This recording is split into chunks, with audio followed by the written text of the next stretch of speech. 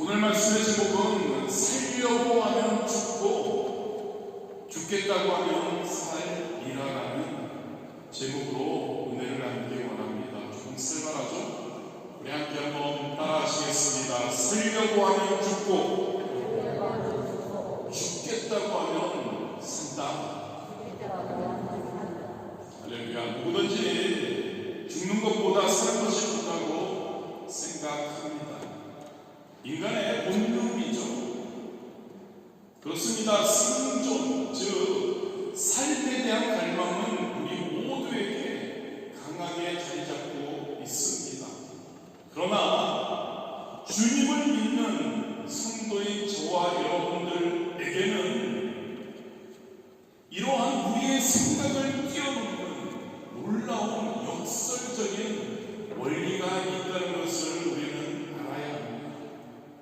살려고만 하면 오히려 죽고, 죽겠다는 각오로, 죽으면 죽으리라는 각오로 살아가면 살게 된다는 그러한 내용이죠.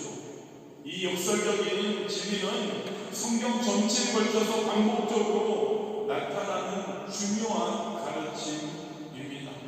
본문 25절에 예수님께서 이렇게 말씀하시죠. 누구든지 제 목숨을 구원하고자 하면 잃을 것이요 누구든지 나를 위하여 제 목숨을 잃으면 찾으리라. 이 말씀은 단순한 우리에게 그냥 주시는 격언이 아닙니다. 그리스도인의 삶, 저와 여러분의 삶 전체를 관통해야 하는 영적 원리입니다. 그렇습니다. 여러분, 제가 말씀드리는 이 역설적인 진리는 세상의 논리와는 정반대되는 겁니다. 그러나 하나님의 나라에서는 자신을 내려놓은 자, 즉 자신을 죽이려는 자가 참된 목을, 참된 생명을 얻게 되는 줄 믿으시기를 주님의 이름으로 축복합니다. 이 시간 여러분, 이 진리가 어떻게 성경 속의 인물들의 삶과 예수님의 생애를 통해서 나타났는지를 한번 살펴보고, 성도인 우리는 그렇게 살기 위해 어떻게 살아야 할까에 대해서 함께 나누도록 하겠습니다. 가장 먼저 왕의 우상 숭배 명령을 거역한 세 청년의 이야기입니다. 사드락, 메삭, 아벳느고의 이야기, 저 성도인 저와 여러분에게 놀라운 도전과 영적 교훈을 주죠. 바벨론의 느부갓네살 왕은 자신의 위엄과 권력을 과시하기 위해서 두라 평지에 금신상, 자신의 금신상을 세웁니다.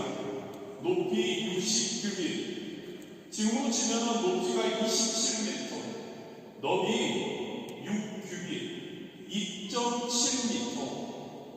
이 웅장한 금신상을 세워놓고 모든 백성은 이 신상 앞에 절해야 했죠. 그리고 절하지 않는 왕의 명령을 거역하는 자는 맹렬히 타는 풀물불에 던질 것이라고 공표합니다.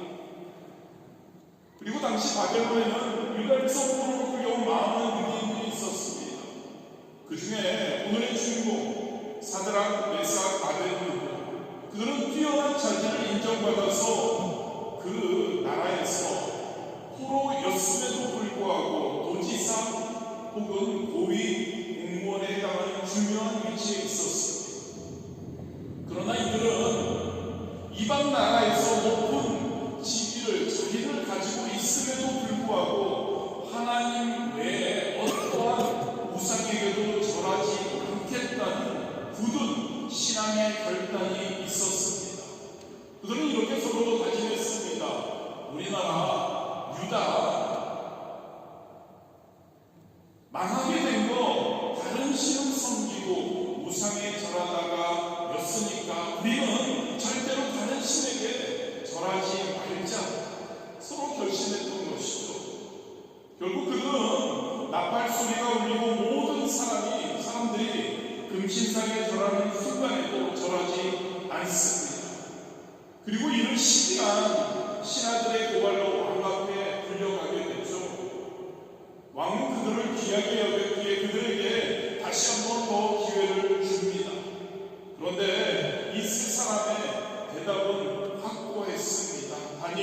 3장 16절에서 18절입니다. 잘 들으십시오 여러분. 느부갓네살이여 우리가 이에 대하여 왕에게 대답할 필요가 없나이다.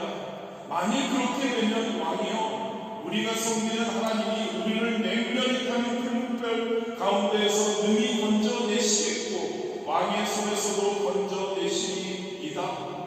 그렇게 하지 아니하실지라도 왕이여 우리가 왕의 신들을 섬기지 아니하고 왕이 세우신 금신상에게 절하지도 아니할 줄을 아옵소서.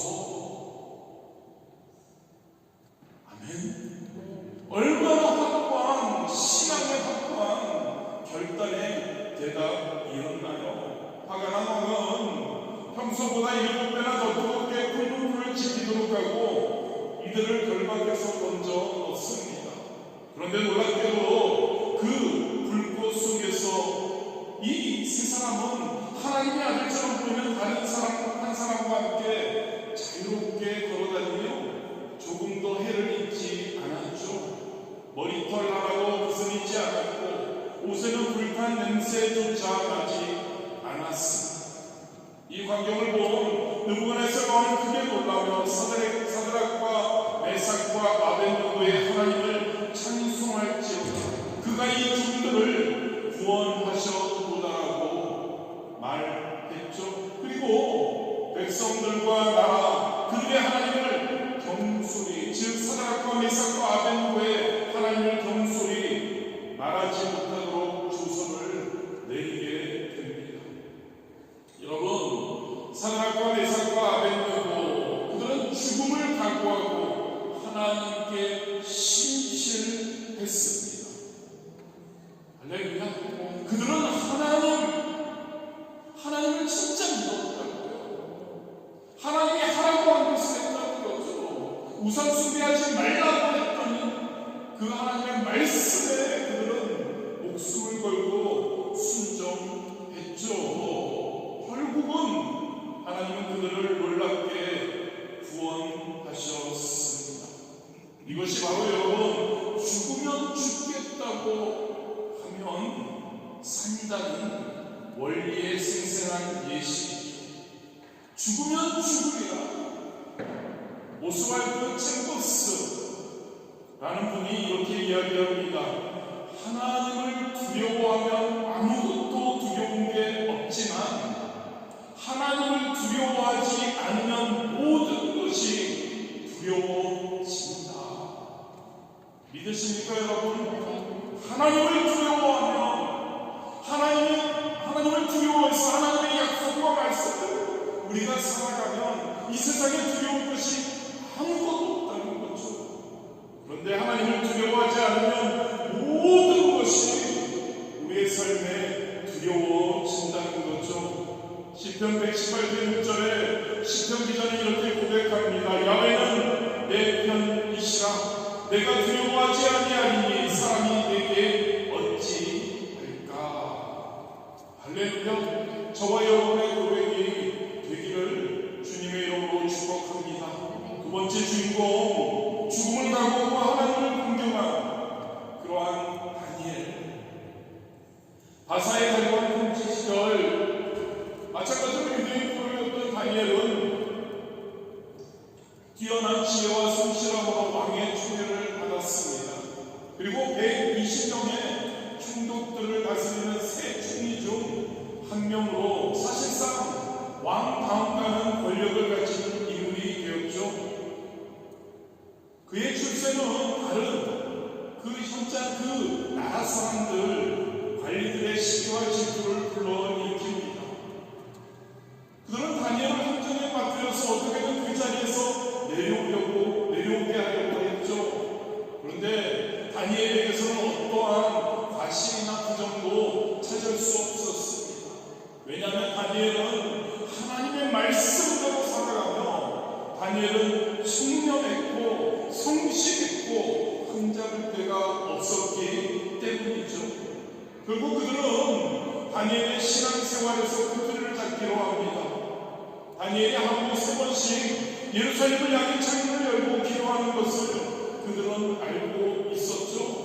그래서 그는 왕에게 이렇게 제안합니다. 왕이여, 당신은 위대한 왕입니다. 30일 동안 왕 외에 어떤 신이나 사람에게도 기도하거나 구할 수 없도록 하는 금령을 내렸으면 좋겠습니다. 그리고 이것을 우리 당신 왕, 당신은 위대하기 때문에 이것을 어긴 자는 사자굴에 던져 놓도록 하죠. 다리오 왕은 이 법령에 서명합니다. 다니엘은 이 사실을 알고도 평소와 마찬가지로 하루에 3번씩 예루살렘을 향해 기도합니다. 그것을 바라고 있던 관리들, 이 장면을 왕에게 고발하죠. 왕은 다니엘을 엄청 아꼈습니다. 그러나 그 메디오와 바사의 법은 변경할 수 없었기에, 왕이 사인한 것은 바꿀 수 없었기에 다니엘을 사자굴에 던져 넣어야 했죠. 그날 밤을 잠을 이루고 보낸 왕은 새벽에 사자굴로 달려가서 다니엘 6장 20절에 이렇게 묻습니다. 살아계신 하나님의 종 다니엘아, 내가 항상 섬기는 내 하나님이 사자들에게서 너를 구원하셨느냐? 놀랍게도 굴 속에서 다니엘의 맑은 목소리가 들려옵니다. 내 하나님이 그의 천사를 보내 사자들의 입을 막으셨으므로 사자들이 나를 해치지 못하였나이다.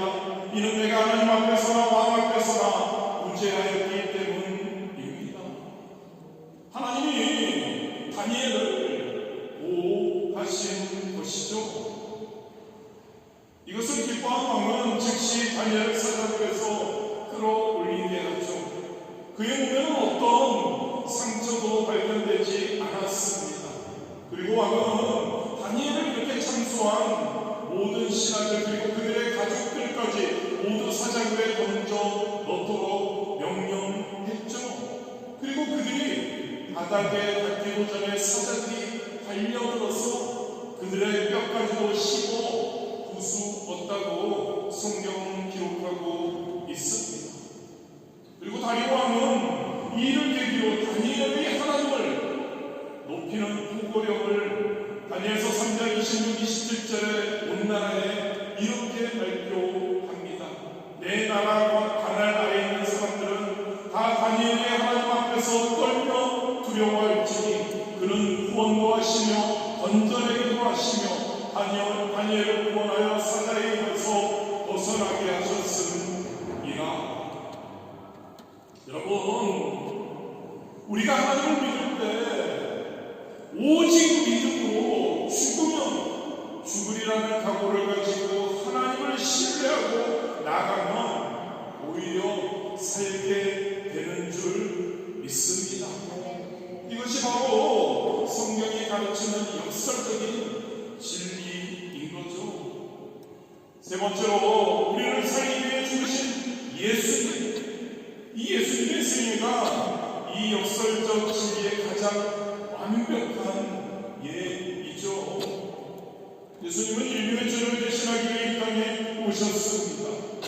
그런데 이 예수님도 우리를 위해 이 땅에 오셨는데 죽음을 앞두고 깊은 고뇌를 경험했다는 것을 우리는 알게 됩니다. 겟세마네 동산에서 이런 고백을 하시고 마태복음 26장 38절이죠. 내 마음이 매우 고민하여 죽게 되었다 라고 고백합니다. 그리고 이 잔을 내게서 지나가게 하옵소서. 마태복음 26장 39절 하나님께 이렇게 기도하실 정도로 이 죽음을 앞두고 십자가의 사역을 앞두고 심한 고통을 겪으셨죠. 누가복음 20장 44절은 어떤가요? 예수님의 땅이 예수님이 기도하실 때 이 잔을 내게서 지나가게 하실 수 없냐고 하나님께 간절히 기도하실 때 그 땅이 떨어지는 핏방울 같이 되더라라고 성경은 기록하고 있죠. 그는 인간이었습니다. 그 죽음을 앞두고 얼마나 큰 고뇌와 그리고 고통을 경험했는지요. 그럼에도 불구하고 예수님은 자신의 죽음이 많은 사람들에게 생명을 주는 그렇죠. 마지막 만찬에서 마태복음 26장 28절에 이렇게 말씀합니다. 이것은 죄사함을 얻게 하려고 많은 사람을 위하여 흘리는 바 나의 피다. 마가복음 10장 45절에 이렇게 말씀하시죠. 인자가 온 것은 섬김을 받으려 함이 아니라 도리어 섬기려 하고 자기 목숨을 많은 사람의 대속물로 주려 함이니라. 예수님은 우리를 위해서 다니엘, 사드락, 메삭, 아벤노고를 주지는 않았죠. 예수님은 자신의 목숨을 주십니다. 자신의 생명을 내어 주셨죠. 그것으로 인해서 우리에게 영원한 생명의 길을 열어주신 것이죠. 바로 여러분, 살려고 하면 죽고 죽겠다고 하면 산다는 진리의 가장 위대한 예시인 거죠. 죽어서 끝났나요? 아니죠. 예수님은 다시 부활 살아나셨죠. 할렐루야. 죽으면 죽으리라. 죽으면 삽니다. 예수님이 우리에게 그것을 보여주고 있죠. 그렇게 여러분, 성도인 저와 여러분의 신앙과 삶에서 이 예수님의 이 모습을, 이 진리를 한번 생각해 보기 원합니다. 진정한 성도의 삶이라는 것이 무엇인지 우리가 생각해 보기 원합니다. 진정한 성도의 삶, 자신의 욕망을 채우며 사는 것이 아니어야 합니다. 예수님과 함께 십자가에 달려 죽고 부활하는 삶을 우리도 살아가야 할 줄 믿습니다. 갈라디아서 2장 20절에 사도 바울의 고백이 내가 그리스도와 함께 십자가에 못 박혔나니 그런 얘기죠. 내가 사는 것이 아니라 오직 내 안에 그리스도께서 사시는 것이니라. 저와 여러분의 삶이 갈보리 십자가에서 예수님이 매달리신 것, 바로 내가 그리스도 안에서 함께 매달리는 것이라면, 그렇게 죽는 것이라는 것을 믿어야 할 줄 믿습니다. 그래서 우리는 이렇게 선포하고 고백할 수 있어야 하죠. 예전에 굉장히 이것을 많이 했었는데 요즘은 전혀 안 하지만요. 예수 죽음, 내 죽음. 할렐루야.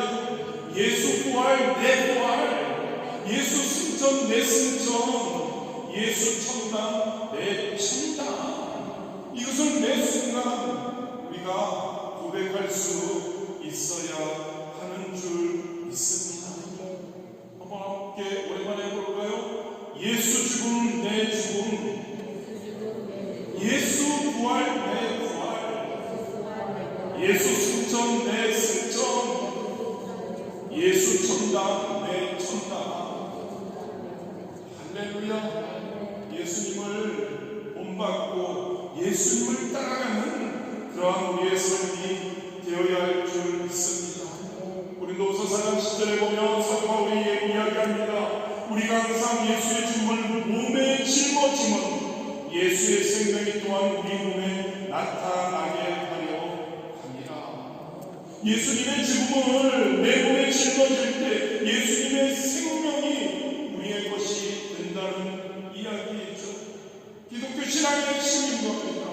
그리고 성도들이 참된 생명을 얻을 수 있는 비결인 거죠. 예수님의 죽음을 믿는 겁니다. 예수님의 십자가에서의 죽으심이 바로 나의 죄를 위해, 나를 살리시기 위해, 나를 구원하기 위해였다는 것을 우리가 믿고 선포하는 거죠. 그러한 저와 여러분이 되시기를 주님의 이름으로 축복합니다. 살아야 합니다, 여러분. 영원한 생명을 우리는 누릴 수 있어야 하죠. 예수 그리스도의 십자가의 죽음을 인정하고 나아갈 때 이것을 깨닫게 해주시는 분은 바로 성령님이시죠. 성령님이 우리 안에 계심을 믿으시기를 바랍니다. 성령님이 이 진리를 우리에게 깨닫게 해주시고 믿게 하시고 고백하게 하심으로 우리가 하늘나라 백성이 되는 겁니다. 그리고 하나님의 주시는 모든 은총을 우리에게 되는 줄 믿습니다. 예수 죽음, 내 죽음, 예수 부활, 내 부활, 이 고백이 우리의 삶에서 매 순간 우리의 입술을 통해 선포될 수 있게 되기를 주님의 이름으로 축복합니다. 그렇다면 여러분, 살려고 하면 죽고 죽겠다고 하면 산다, 이 역설적인 진리, 오늘날 현대사회의 일상생활에서 우리가 어떻게 적용하고 실천할 수 있을까요? 5가지만 한번 살펴보기 원합니다. 가장 먼저 여러분, 이 세상 속에서 최고의 가치로 여길 것은 무엇일까요? 물질적인 풍요와 성공입니다. 그런데 여러분, 마태복음 6장 33절에 예수님이 우리에게 말씀하시죠. 그리스도인인 저와 여러분, 너희는 먼저 그의 나라와 의를 구하라. 할렐루야. 어떻게 우리가 살 거냐는 거죠. 어떻게 이 역설적인 진리를 붙들고 살아갈 수 있느냐는 거죠. 물질적인 풍요와 성공을 최고시 여기는 세상 속에서 우리는 하나님의 뜻을 우선하는 삶을 살아가야 할 줄 믿습니다. 할렐루야. 하나님 우선입니다.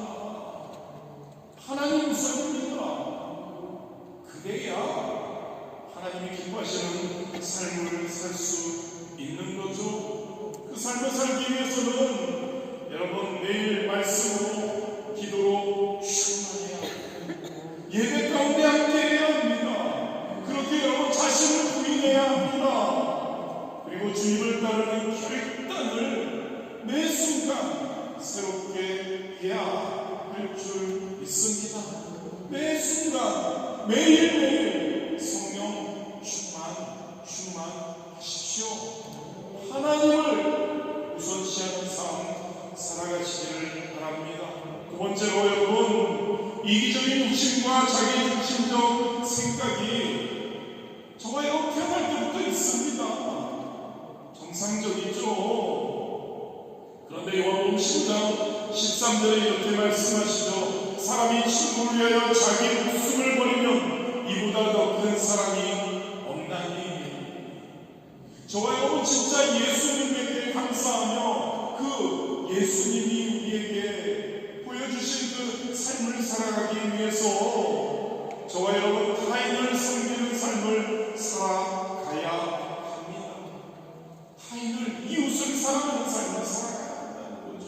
그때 바로 예수님의 그 생명이 저와 여러분 안에서, 저와 여러분의 삶 안에서 역사하시는 줄 믿습니다. 이것을 위해서 여러분 어떻게 할까요? 내 안에 이기적인 욕망이 일어날 때마다 그것을 십자가 앞에 가지고 와서 십자가 앞에 내려놓아야 합니다. 그리고 로마서 8장 13절 말씀을 잘 기억하십시오. 육신대로 살면 반드시 죽을 것이로되 영으로서 몸의 행실을 죽이면 살리니. 할렐루야. 저와 여러분을 위해서 살아가서는 안 된다는 거죠. 저와 여러분의 이기적인 방법으로, 이기적인 것을 위해서만 살아가서는 안 된다는 거죠. 제가 많이라고 하셨습니다. 평상도 살아야 합니다. 그것만은 안 된다고요. 하나님을 위해, 이웃을 위해 섬기는 삶 우리가 살아가야 합니다. 마찬가지입니다. 성령님이 도와주셔야 합니다. 세 번째로, 세상은 명예와 권력을 추구합니다.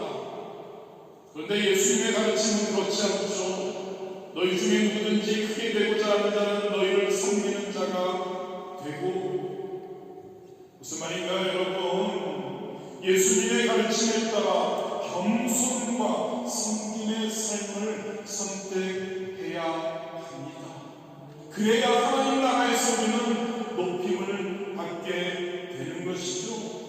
저와 여러분의 삶, 저와 여러분의 가정에서, 그리고 저와 여러분의 직장, 그리고 여러분들의 학교, 그리고 여러분들의 교회 사회 속에서 빌립보서 2장 3절이죠. 자기보다 남을 낮게 여기고 배려하는 삶을 우리가 살아가야 합니다.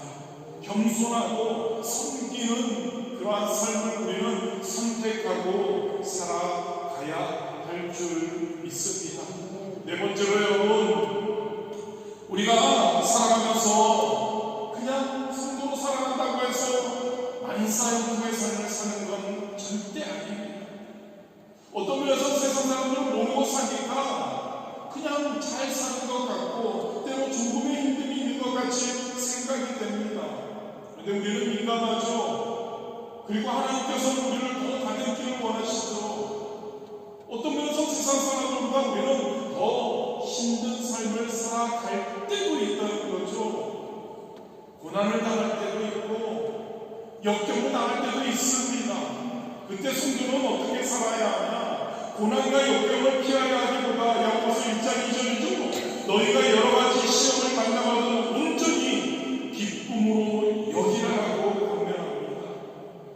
무슨 말일까요, 여러분? 저와 여러분에게 어려움이 있더라도 그 가운데 분명히 하나님, 할렐루야, 저와 여러분을 믿는 하나님, 전능하신 하나님, 저와 여러분을 아버지가 되시고 우리를 사랑하시는 하나님, 그 하나님의 뜻이 계시다는 거죠. 그리고 그 뜻을 우리는 생각하며 발견하며 더 하나님이 원하시는 성장하는 기회로 이 고난과 역경을 피하는 것보다 그러한 기회로 삼아야 한다는 것을 믿으시기를 바랍니다.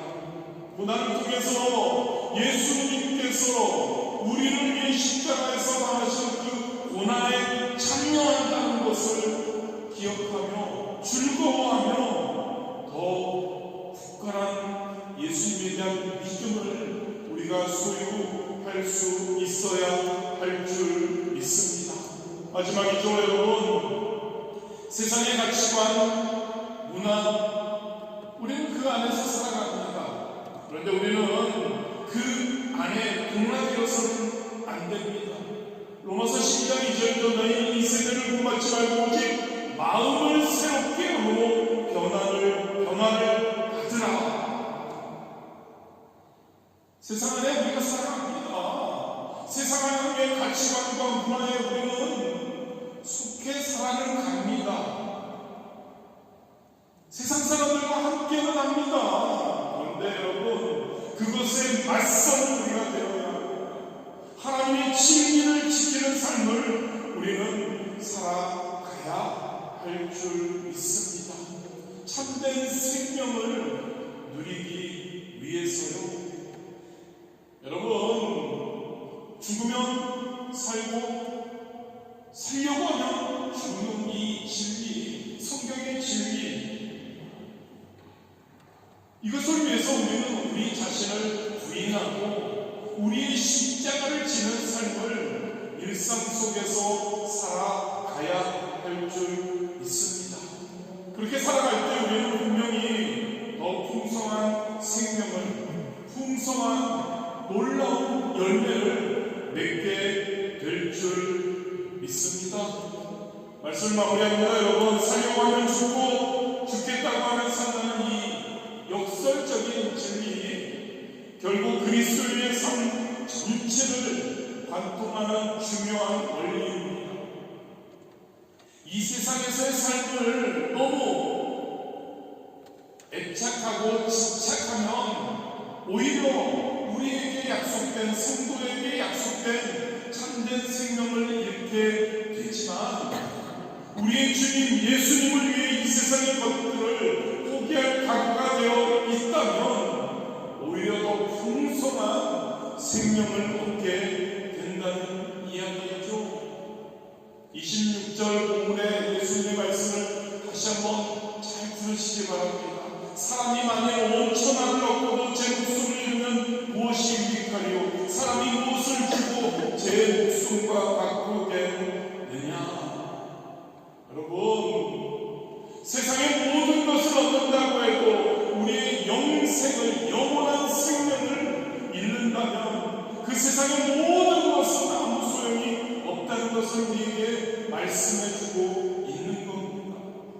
안되고 이 세상에서 모든 것을 잃는다고 해도 너무 서운해하지 마시고요.